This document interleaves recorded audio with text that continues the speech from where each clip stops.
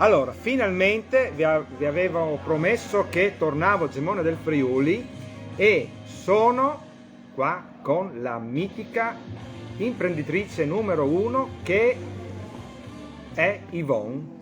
Buongiorno, ciao! Yvonne ama il calcio e quindi in questo locale troverete parecchie cose interessanti, no?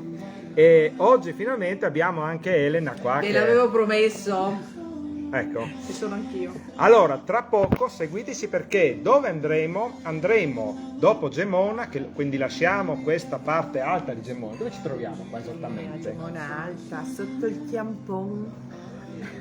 Ecco. Nella parte più bella di Gemona, d'altronde. Dopo Via Bini, il cuore commerciale qua, della Gemona Alta.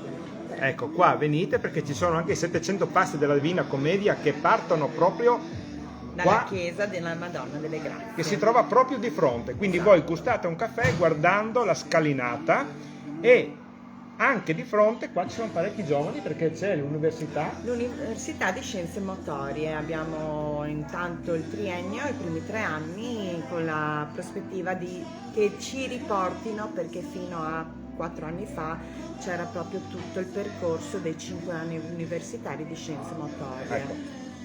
Yvonne, adesso portami a Venzone, da Gemona a Adesso ti porto Venzone a Venzone, perché... nel nostro nuovo locale aperto da un mese, una chicca in un paese che è comunque uno spettacolo, per cui vi aspetto. Anche perché adesso è l'ora buona, no Elena, È l'ora per dell'aperitivo. fare un aperitivo. Finalmente si beve un buon taglietto. Alle volte divino in senso divino, però anche perché è una chicca anche come enoteca che ha delle buone etichette, quindi andiamo un po' a stuzzicare. Quando volete. Andiamo adesso? Andiamo. Beh, Andiamo. seguiteci Anche, che tra poco seguiteci. ci troviamo a Venzone.